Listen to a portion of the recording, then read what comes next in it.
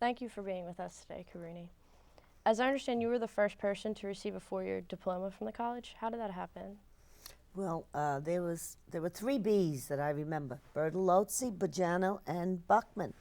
And Valerie Bertolozzi was missing 6 credits for graduation, and so I got it. Not because my name was Cabrini, but because it was Boggiano.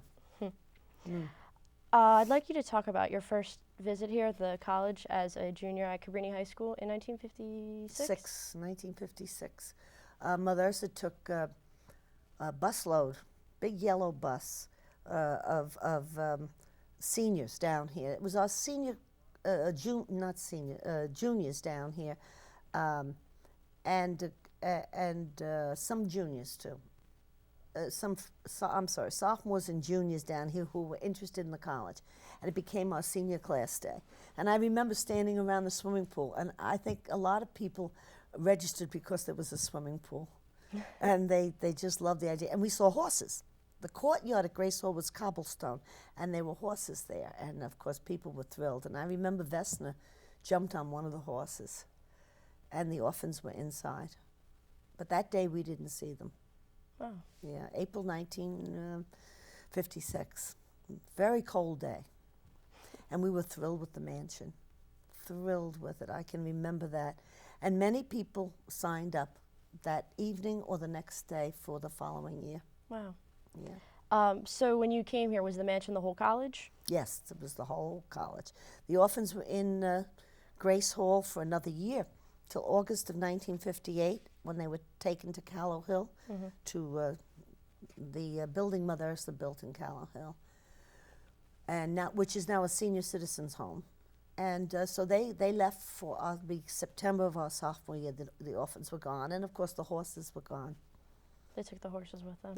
No, the horses left September 57. They were there in 56. And they were gone, of course, when we entered the college. But the orphans were there in Grace Hall. Yeah. So what exactly did Mother Ursula do? I know now that they divide the administration into lots of different departments, but as in president or the dean and registrars and the dorm mother, what exactly were her She did everything. Really? There were no department heads. There was an English teacher, Rose Green. There was biology and chemistry with Geraldine Ferrari, Burton today. And Jim was one person, Dorothy Crowley, who came up with us, with our class from New York City.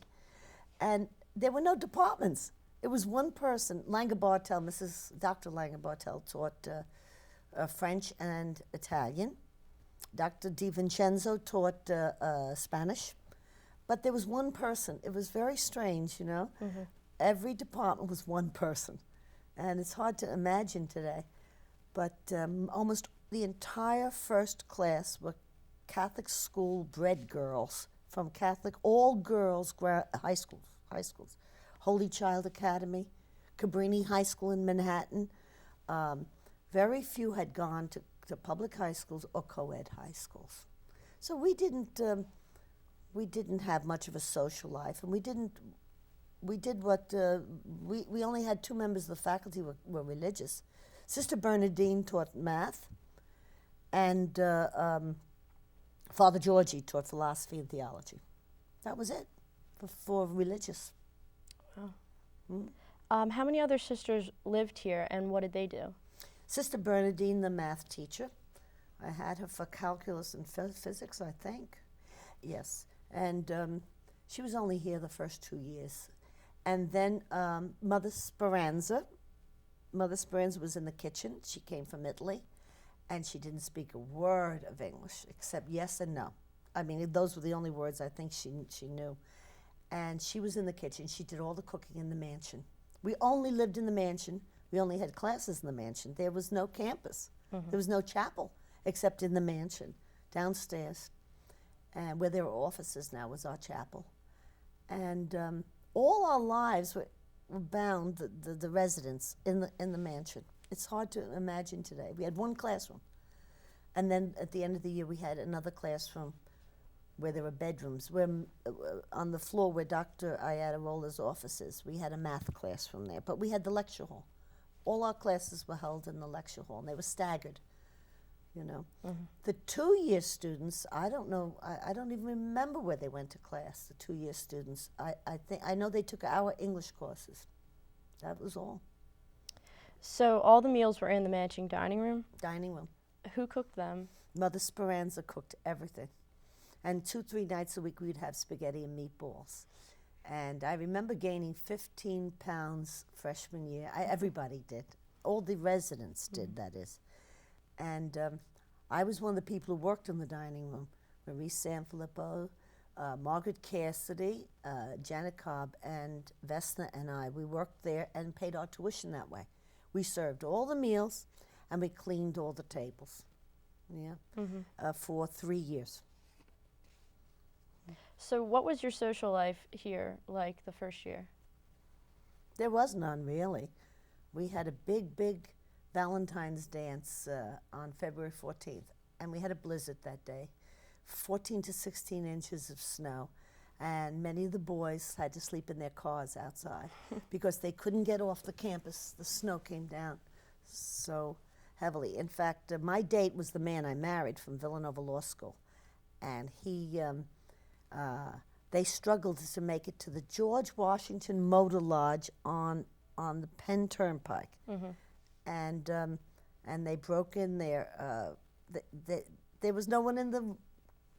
It was terrible. There was no way to pay. There was nobody there, and they had to get the rooms opened, and all these boys jumped in there to sleep, and it was a fascinating night. The one big social event of the year, and we had a 14 to 16 inch blizzard. What are the chances? Yeah. Were there any other gathering places on campus? No. We went to plays at Villanova, and some of us, we had no cars. You have to understand. Nobody had a car till the end of freshman year when 2 New Yorkers brought cars. And of course the day hops, the commuters had cars. And they would take us home with them freshman year, some of us. Maria Martinez used to take us home, and Rosemary Mann, the New Yorkers. We were exotic creatures down here. They didn't really know what to make of us, So then their families were very good to us. They'd take us home many weekends because we couldn't go home. Yeah. We didn't have the $4.50 for the round trip on the at Penn Station. Really? The 30th Street station home was $4.50 round trip, and many of us didn't have the money. So we stayed here. We stayed on campus, and Mother Speranza would cook all weekend long, or we would go to the day hops homes. Were there any other places off campus that you would go? Yes, the Moo, the famous Moo, where now you have that overpass for the Penn Turnpike. Is that no, for the Blue Route. Yeah, the Blue Route. Underneath where that is now, underneath was this big ice cream parlor. It really looked tacky. It was pretty thrown together, tacky. But it had great ice cream. For 25 cents, we got big sundaes. And 15 cents, you got an ice cream soda. And then we had the Wayne Diner. The Wayne Diner was where we would walk every Friday night, and we would get Coca-Cola and a hamburger for 40 or 50 cents. And we'd walk back. We'd walk all the way back from the Wayne Diner, which is now, I think, a Chinese restaurant. Yeah. And they had jukeboxes there on the tables, which we had never seen before. We used to put nickels in and listen to the music at the Wayne Diner. And that was our Friday nights until we got to know Villanova boys and St. Joseph's boys. And then we started to go out on Friday or Saturday night till 10 o'clock. The curfew. Friday and Saturday night, yeah. Why was the campus closed on Mondays? So Mother Ursula wanted us to study. And why was that? She wanted us to study. She was... So you couldn't leave at all, or was it? Nobody could come on from 4 to 6, and we used to be allowed visitors from 4 to 6. There were no classes after 4 o'clock, and so from 4 to 6, they used to come and just sit in the mansion lobby with us, play the piano or talk or walk around the campus. 6 o'clock they had to be off so we could go to dinner, and then until from 8 to 10 we weren't allowed to do anything but stay in our rooms, 8 to 10, for the first 2 years. And at 10 o'clock, we were sprung. We were allowed to go down to the game room in the mansion. There was a game room and a smoker. Those were the 2 rooms we were allowed to enter from 10 to 11 o'clock at night. Yeah. And after dinner, after dinner at 7 o'clock. This is all before the cafeteria here was built. Everything was in the mansion. We never left. There were many days we never left. If in the morning weren't ready for class, we used to go in trench coats. Trench coats. Many girls rolled up their pajama bottoms and put the trench coat on and ran to Father Georgie's class, or Mrs. Green's, Dr. Green, Mrs. Green then, and Ferrari's class. There was a chem lab, that's right, behind the mansion. There was a lab which is now used as a The Royman Center. That was our chemistry biology lab. I'm sorry, that was held outside the mansion. Freshman year. Wow. Yeah. Did Mother Ursula really interview your dates when they came to pick you up? Well, she greeted them if she was downstairs. Well, you see, the door was locked. Mm-hmm. The door was so she would open the door and let them in. But don't forget, we didn't go out except Friday night and Saturday night. Sunday night we had to clock in at 8 p.m. 8 p.m. If you called ahead, you were allowed 9 p.m. on Sunday night.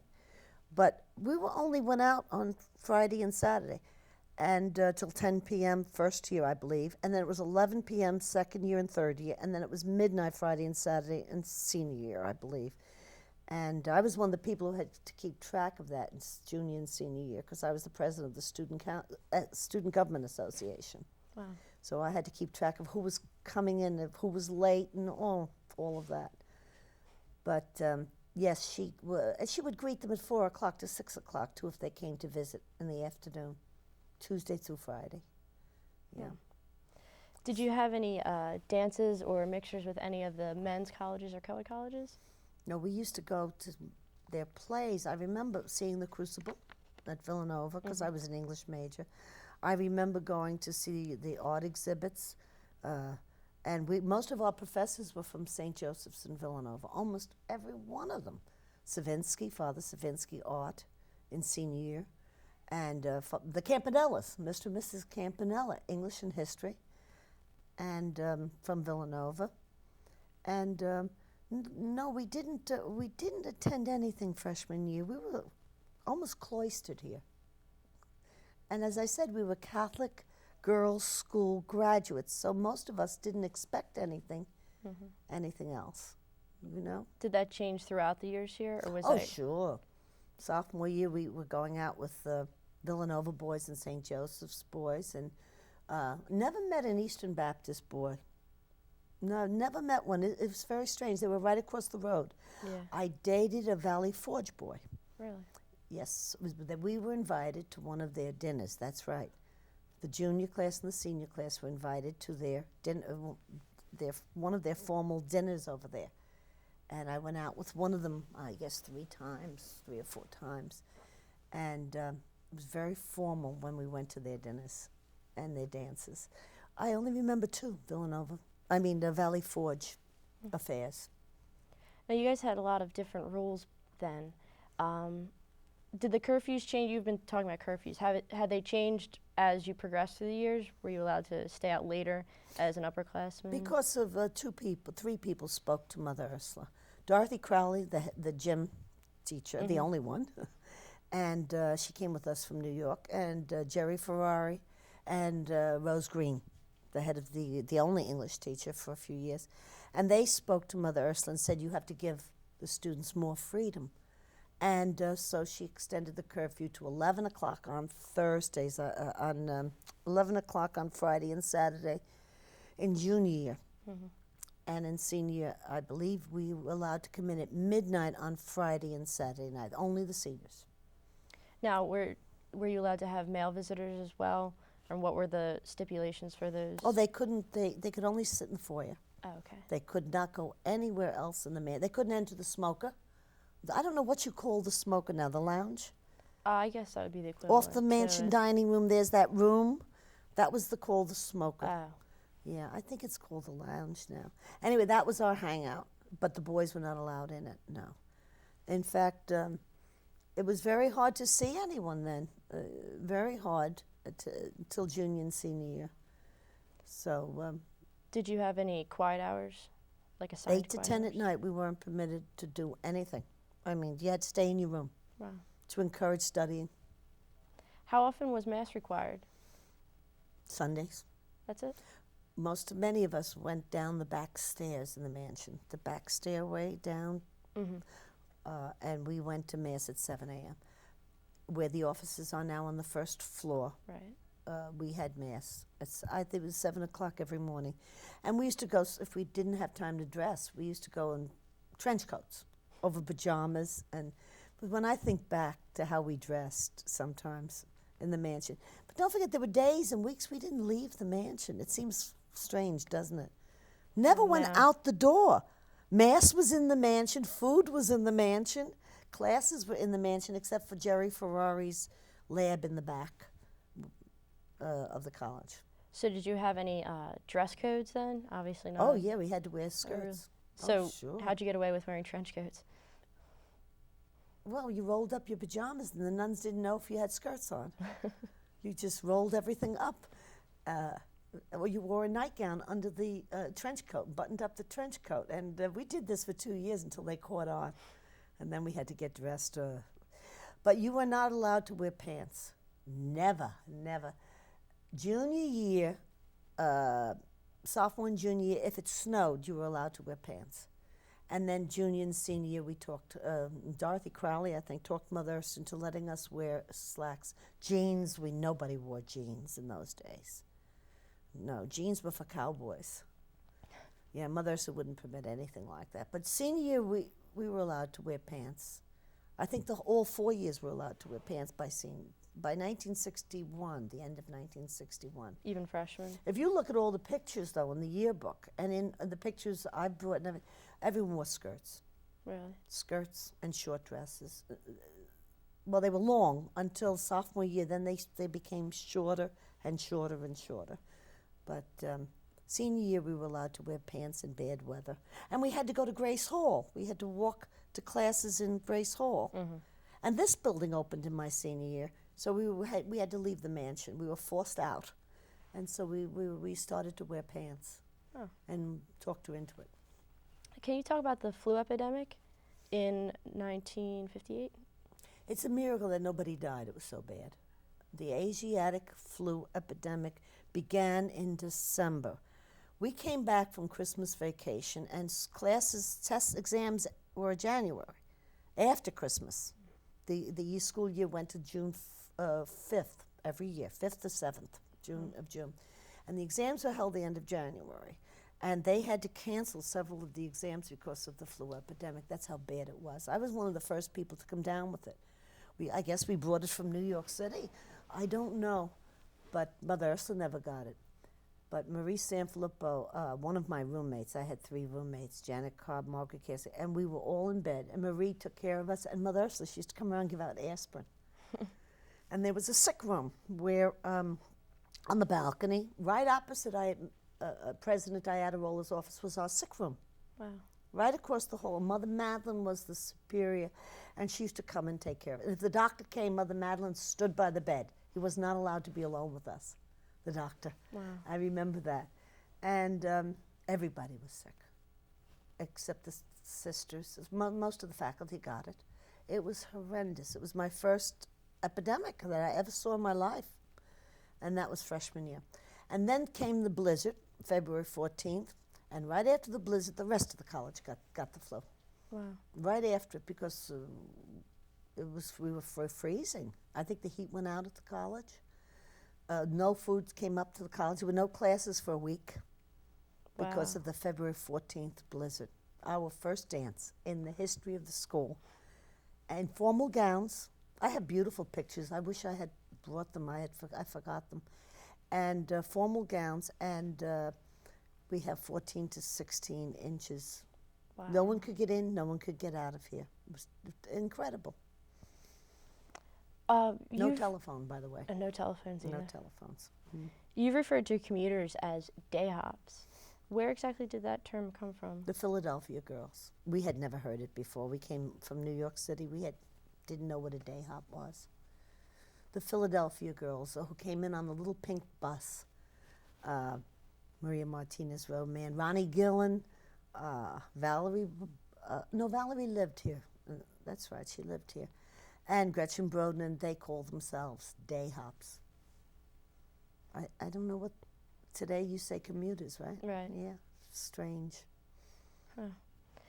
For the first year, all the celebrations, you were required to wear academic gowns?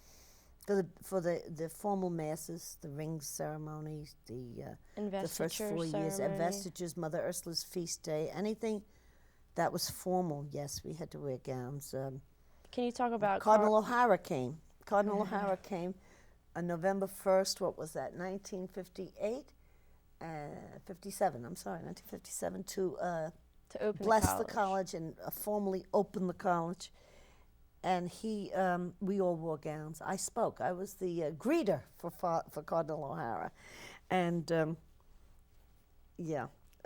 he didn't want to listen to speeches. He came in. It was bad weather, that November 1st, and he left, and he didn't want to listen to speeches, so he waved it all off, and Wow. he just blessed the college and went out the door. Why did that happen so late? That was November 1st.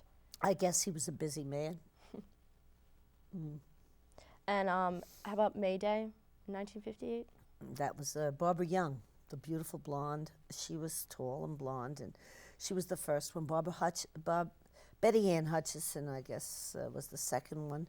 And one of my closest friends, one of the day hops who used to bring us home with her, Maria Martinez DeSantis today. She was the third one. She entered the convent, and she was in for 4 or 5 years, Maria Martinez, the Holy Child Convent. But, I don't know who the other one was. I don't know who the other May Queen was, the fourth one. I don't remember. But it was a big celebration. It was dancing around, formal gowns to the ground. We had to wear formal gowns an awful lot. Mother Ursula supplied a lot of them. And then we would try them on to see what fit. And of course, we were all pretty thin, except after freshman year, spaghetti and meatballs. But we were pretty thin, and there were gowns here in closets. Mm-hmm. And we had to try them on to wear them for formal affairs. So they weren't fitted for each person? No, not the ones that were. Well, many people had their own gowns, from the proms and high school prom. And the freshman dance here for Valentine's Day, February 14th, our first day. Many of us had brought gowns down. So we had those gowns to wear. And you were never allowed to wear a strapless gown. Had to have straps. Oh, yes. And we were inspected all the time. Yeah. Wow. Now I wanted to move on and ask you about how your family immigrated here to the United States. Because you're originally from New York. I'm from New York, yeah. I married New Jersey when I married a Villanova law student. He was a student when we married, because I graduated and he was still a law student. And that's how I ended up in New Jersey. But I am a Greenwich Village and Chelsea, born and raised, yeah. Mm-hmm. And then Washington Heights, where Mother Cabrini High School is.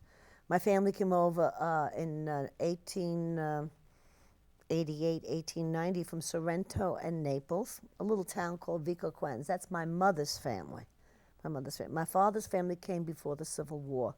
About 1858 to 1860 they came.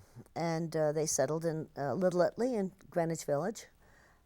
And my great-great-grandfather was plucked off the street of Greenwich Village with many foreigners, many Germans and Italians, but he was plucked off the street, put in a blue uniform, and sent to Bull's Run or Manassas. It was in Pennsylvania and in Virginia. It was Virginia, I believe. And he was shot. Promptly, he went back to New York City when he recovered, and he left America. He went back to Italy, where he was shot again in Garibaldi's army. And finally, my great-great-grandfather, one of his sons, came back here. And he raised, and his son had 9 daughters. 9 daughters, and my grandmother, born in 1873, was the eldest daughter. And my father was her baby, of course. And so the northern family, Genoese, married the southern family, my mother's family, and they were all settled in Greenwich Village. Oh. So I was very, very lucky to grow up in New York City until I came here. So you went to Cabrini High School, which is in New York. And grammar school. How did you come from Cabrini High School to Cabrini College here in Radnor? Mother Ursula told my father and mother that she would watch over me, because my mother said she can't go, my grandmother said she can't go. Women never left the home in Italian homes in Greenwich Village and Chelsea. Women didn't go to college, you know. My brothers are very well educated. One is a doctor, one is a lawyer, one is an accountant, CPA, but women didn't go to college. So my father said, if you don't let Cabrini go, then my 3 sons don't go. And that's how I got to come here, because Mother Ursula said, I will watch her. And she said it to Marie Sanfilippo's Italian family in Brooklyn. She said to Janet Cobb's mother on Cabrini Boulevard. She said it to everybody, Margaret Cassidy's. And she did watch us, let me tell you, she did. This could never happen today. It was a family here. It was a family of 60 or so people. It was wonderful. It was wonderful. The first year we thought we'd died and gone to heaven. I said that in a speech a few years ago. And we looked around that mansion. We thought we had died and gone to heaven. So I'm very grateful to Mother Ursula. I would not have a college education without her. My family still did not believe women did anything but marry and bear children. All right. Well, to finish off, I'd like to show you a picture. Yeah. If you could tell me about maybe some of the people in it. Bring back any memories. Oh, sure. There's Mary Kelly. She and Marie Sanfilippo were our class presidents for 2 years, and Rosanna Giordano. But these are the people who lived here. These are not day hops. There's Valerie Bertolozzi, whose They're all place I took. residents? These were all residents. The day hops, and there's not one in this picture. Here's my roommate, Marie, my roommate, Margaret, and my roommate, Janet. Where is Janet? Joan Cavanaugh went to high school with me. Sonny Scott, Sonia Scott went to high school with me. Marguerite Redunda went to high school. Oh, here's my other roommate. So one roommate, Janet Cobb, Marie, and Margaret. We were roommates for 4 years. Wow. In the mansion. In the mansion, yeah. But these are residents, and this is a great picture. It really is. I had one like it, but I don't know where it is now. Here's Vesna. She left in 3.5 years. She graduated, though. Magna cum laude, I believe. She should have been summa. And there's Renee Principe, her best friend. I went to grammar school with most of these people. Oh, with really? many of these people. I went to Cabrini They Grammar came School. From New York as well? In the 4th grade, I started Cabrini Grammar School. I went right through senior year. So I was in there 10 years, grammar school and high school in Manhattan. And we just came down here, a whole bunch of us. Sonia Scott was in the 4th grade grammar school with me. Wow. And Janet Cobb was 4th grade when I entered from Greenwich Village, and we moved up to Washington Heights. So about a whole bunch of these people went to grammar school with me. Joan Cavanaugh. Yeah, beautiful picture. Well, thank you for coming in and talking to us. Oh, thank you very much.